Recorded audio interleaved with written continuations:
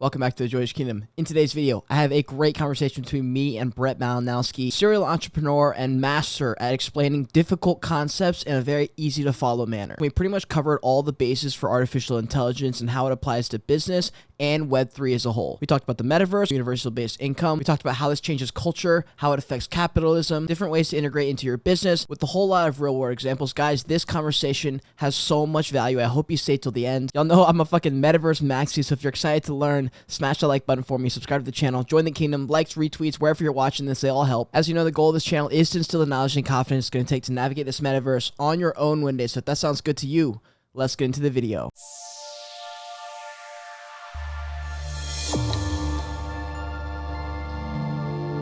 I want to ask a question that I feel like is on everyone's mind because it was one of the first questions that came up in my head. So they've got AI. They've probably even tried ChatGPT once or twice. They've probably downloaded Midjourney, but they're sitting there and going like, man, what do I do with this shit though? Like, what do I really do? It's just sitting here. It's on a website. What is like the next natural step for them to get to somewhere where they can actually make something of it? Yeah, so there's 3 levels. First level is going to be use the tools to optimize your productivity and leverage your time more quickly, more effectively, I should say.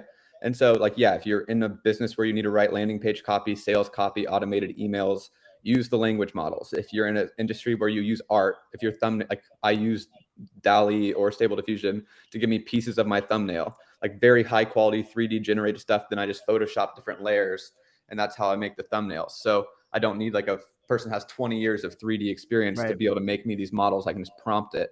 And so those are just ways to like better your everyday life. Merlin is a Chrome extension.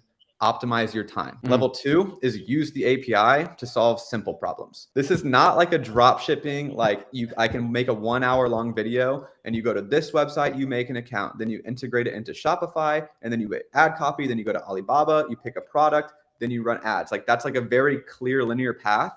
This is something where you have to have critical thinking and creativity.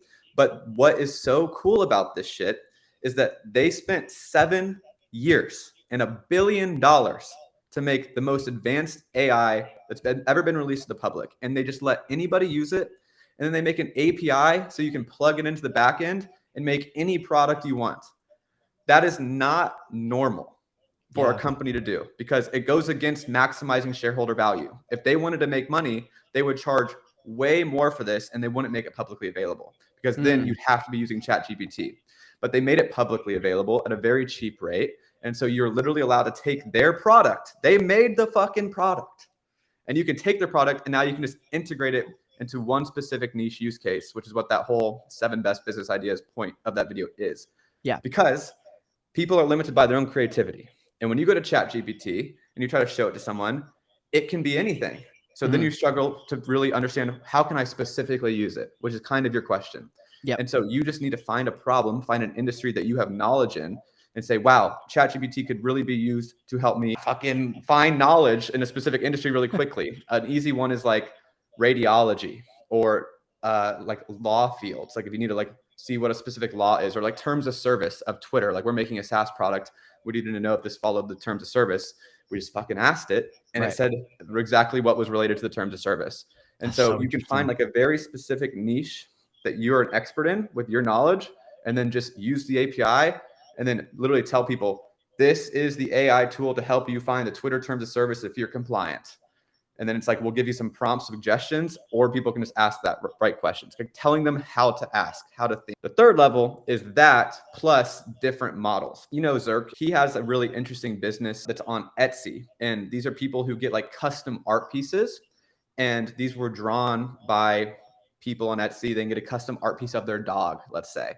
And so that's already an existing business model. People submit a picture of the dog and now they get it in a cartoon anime style from an artist for like 25 bucks. Yeah. Well, he just took these like 4 questions, used the language model, then added Stable Diffusion, and now he can make them custom pictures of their dogs for 10 bucks automatically with AI. The number one thing we're working on, instead of like a consumer product necessarily, is one of our friends, he owns a real estate company. And so we're going through every process of his real estate company, wanting a home to closing a home. And we're going through each step of his business where there's human contact, where there's automation, where there's follow-up sequences, plugging in different AI tools to automate that whole process and have a better customer service chatbot that feels human-like.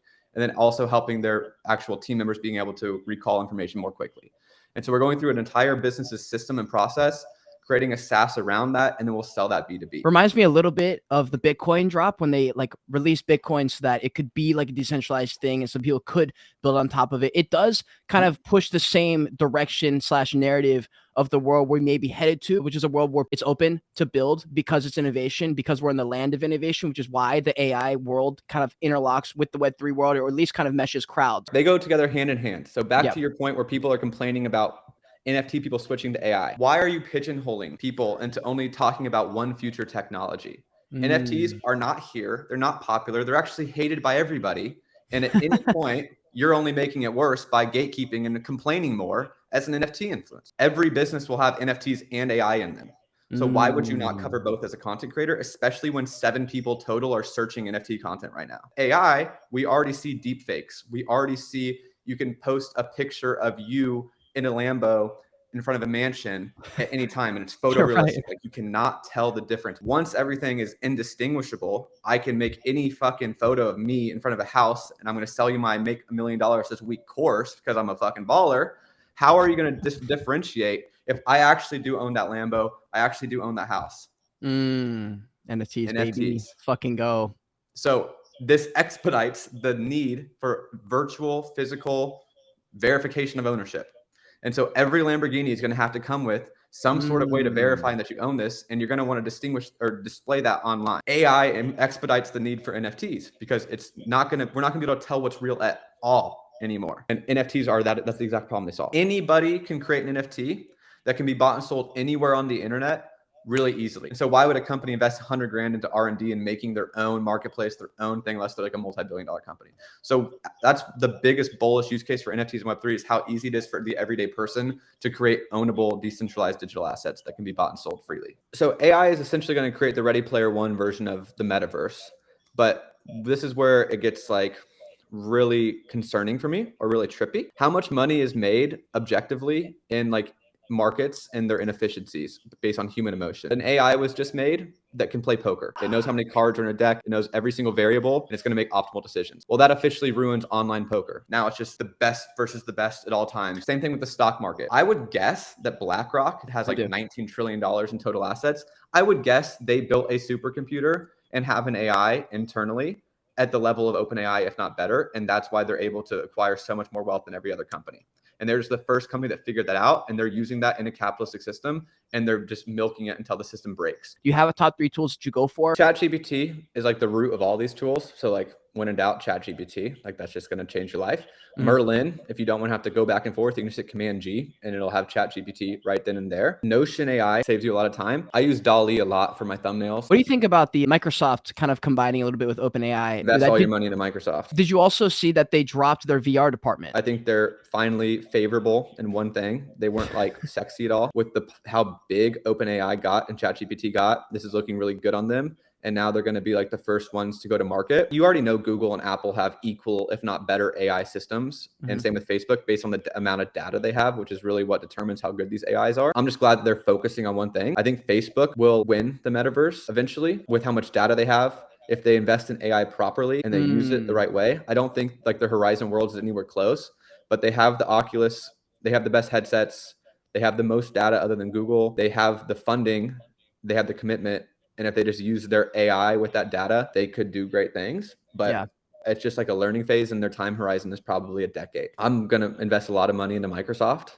I think that's the right move. But at the same time, it's not like Google just found out about this when ChatGPT was released. They're probably surprised that how popular it got and how much it affected their user base. But ultimately, I don't think they're that threatened. My dad, so he works out in Silicon Valley. He works out in the tech world. He's around all the AI shit like that. So we always nerd out about this. He's around the highest people in the game too. He goes, you know what's funny? Even the people in my world who are top of the industry making millions of dollars, he goes, these fucking people are asking the dumbest questions ever. He goes, they don't know what to do or what to do with it. He's like, the things that your 22-year-old friends in Web3 are talking about, he goes, these people are also talking about the same thing. So he's basically saying there's a huge opportunity gap here because no one knows what to do yet. We are the smartest generation that's ever existed.